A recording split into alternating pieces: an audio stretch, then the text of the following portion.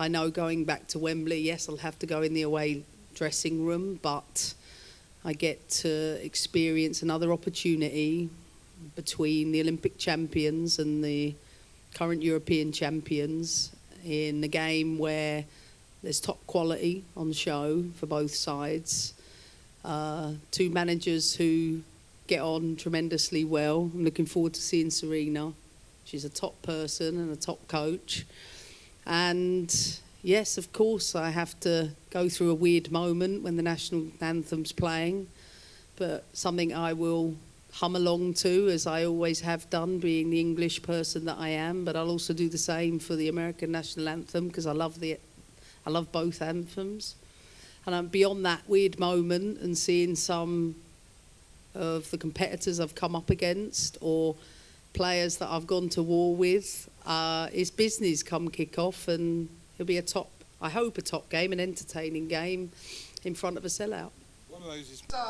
let's get going here. I'm Aaron Heifetz. I'm the press officer for the U.S. Women's National Team, and we just want to welcome everyone. My morning, getting in a car, driving past my school, Parliament Hill, to come here to see a welcome back Emma sign outside the Underworld, a place which, of course, I'd never remember coming out of here at 2 or 3 in the morning, to seeing my friends and family. And these are people that have been in my life since I was a kid, to people that are developing sports in the area, from Camden Sports Development, that are running projects across the borough, whether it's developing education for people, to running the youth league up at Regent's Park. My community is what I am and what I care about, and I'm so stoked to be here with people that have been massive in my life.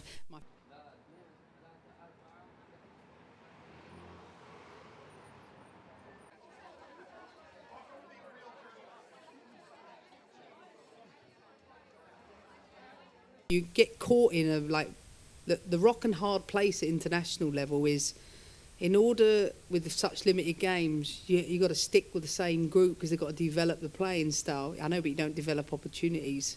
And what I realised when I took this job is that we had a lot of players that had less than 25 caps, which there was a gap of like those above 100 and then those that were like 2, 3, 4. And I was like, we have to develop a broader pool.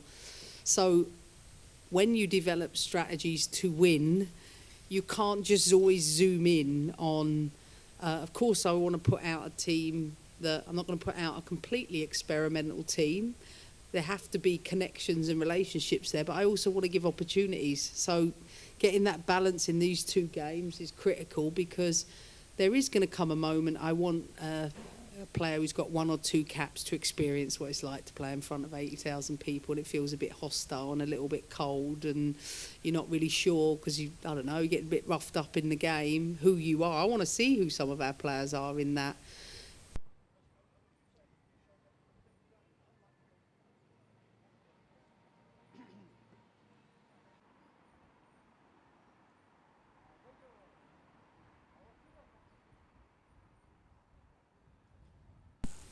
I didn't know what to expect. I was a little bit afraid of how was this rhythm going to affect me. I'm so used to getting in the car, driving to the training ground. I worried that it's not 12 years, probably 25 years of doing that 6, 7 days a week. I worried about that for about 4 seconds. And then I said, okay, what's the benefits? I get up and breathe, not rush. I get to take Harry to school. I get to go to the gym. I get to create my schedule in and around those things. Don't sacrifice the things that make me feel healthy. I definitely didn't feel healthy at the end. I actually felt quite unwell at the end of my time at Chelsea. I just felt like... So I'm not going to say it's pressure. I just think it's just the stress, the toll it took on me. I just feel like and menopause, and doing that during menopause, I realised was even harder. So to get on top of all of them things, I feel like I've got my mojo back and my smile back and joy back, that I didn't realise how much I'd lost in that. And to do that means that, like, I'm loving football more than ever.